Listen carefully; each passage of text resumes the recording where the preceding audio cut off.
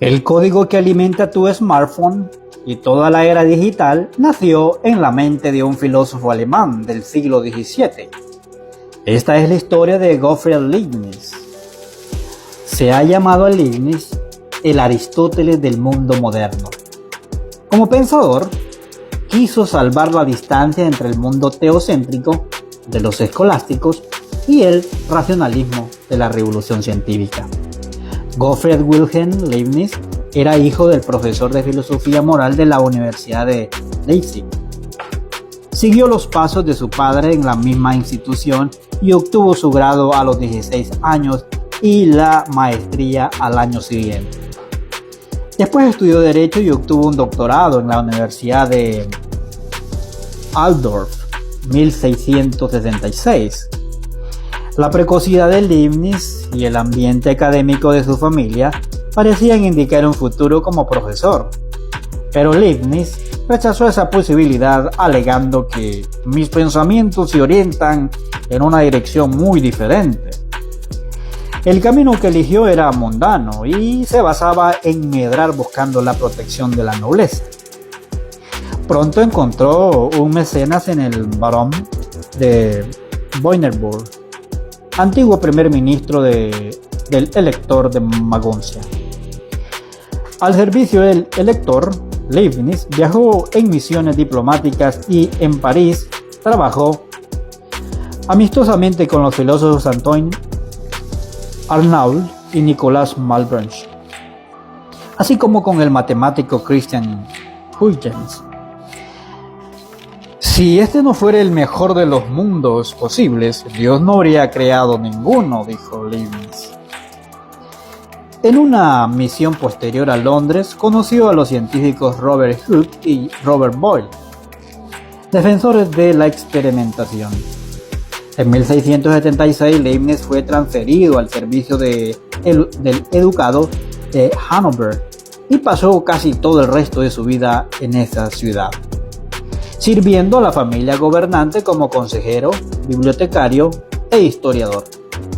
Como tal, pasó años trabajando en una historia de la casa de Wells, en la que aquella decía descender, y murió sin haber pasado del año 1009. Las labores oficiales de Leibniz en Hannover le dejaban mucho tiempo para dedicarse a sus verdaderos intereses, entre los que estaban la teología, la ética y sobre todo las matemáticas. En este campo fue un gran innovador y descubrió el cálculo infinitesimal. De forma independiente a Isaac Newton, que estaba trabajando en ello al mismo tiempo.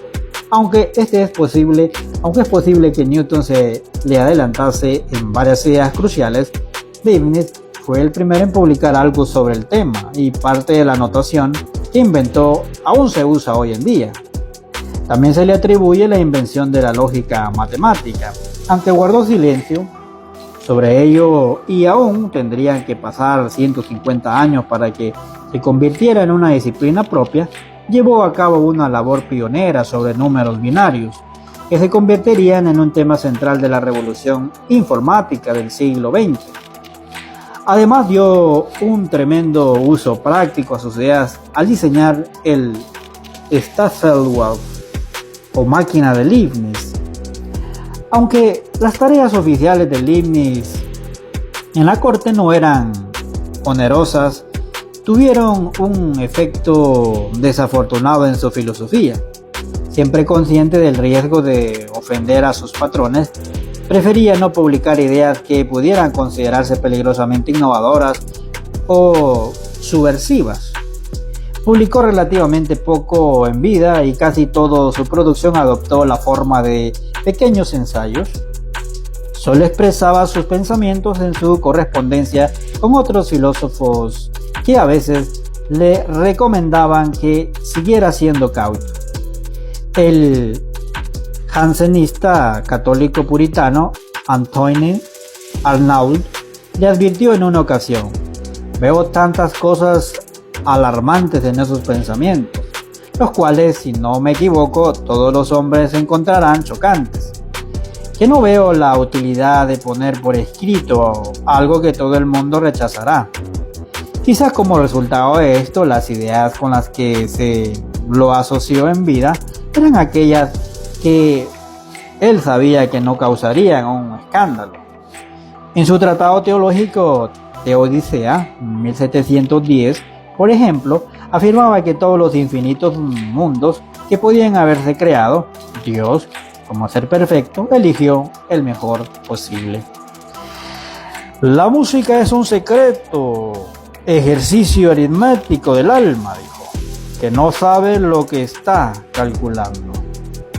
Para explicar el hecho de que aún así existe el mal en el mundo, Leibniz sostenía que un mundo con libre albedrío, aunque ello haga posible el mal, es mejor que un mundo determinista sin libre albedrío.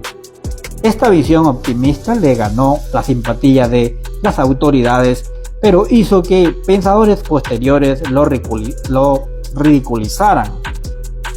Las ideas más radicales de Leibniz emergieron más tarde. Por ejemplo, distinguía entre dos tipos de verdad, de razón y de hecho. Las verdades de la razón, verdades analíticas, pueden evaluarse solo según sus méritos mediante el ejercicio de la lógica. Ejemplos de verdades de razón son las fórmulas matemáticas susceptibles de verificación directa. Como verdades analíticas, no pueden negarse lógicamente, pues negarlas conlleva contradicción. En cambio, las verdades de hecho, verdades sintéticas, requieren investigación más los hechos subyacentes antes de afirmar que son verdaderas, pues no son autosuficientes. Esto se convirtió en un tema central del discurso filosófico de los 3 siglos siguientes, después de que Kant, en el siglo XVIII, retomase el problema, y 200 años más tarde lo hicieran los positivistas. Un añadido al concepto de los dos tipos de verdad era el principio de razón suficiente. Leibniz sostenía que cada verdad debe tener una razón para ser verdad. Las verdades analíticas y que contienen en sí mismas sus propias razones, que pueden hallarse mediante la lógica. Las verdades suficientes de las verdades sintéticas, sin embargo, deben buscarse en las causas físicas que las provocan necesariamente. Esta línea de pensamiento proporciona una metodología para el examen lógico de la causalidad. Una parte mucho más polémica del pensamiento de Leibniz está expuesta en la monadología de 1714, un intento de abordar los elementos fundamentales de la existencia, que Leibniz llamó monadas, de la palabra griega monas, o unidad. Según Leibniz, el universo está compuesto por un infinito número de monadas. Los lectores modernos inevitablemente asocian estas monadas con los átomos, pero Leibniz concebía cada una de ellas como un mundo aparte, microscópico, autosuficiente y carente de ventanas, aunque en sí mismo refleja todo el macrocosmos. De forma más significativa, Leibniz consideraba que las monadas, aunque puedan tener algunas propiedades de las entidades físicas, son cada una de ellas un alma. Todas juntas forman el gigantesco todo espiritual del universo de Dios. En un sentido, este modo de pensar echa la vista atrás al universo teocentrista de la Edad Media, pero también se presta a una interpretación más moderna. Entre los innovadores conceptos de Leibniz está lo que llamó vis viva o fuerza viva, hoy llamada energía cinética, un intento de describir la cantidad del movimiento.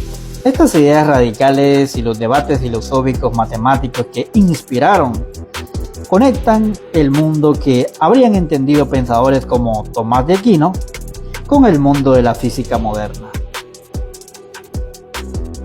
¿Te sientes identificado con lo que hablamos hoy? Únete a nuestra comunidad suscribiéndote al canal, déjanos un like para apoyar la conversación. Me encantaría leer tu opinión, así que comenta tu experiencia aquí abajo y si crees que este mensaje debe llegar a más personas, compártelo.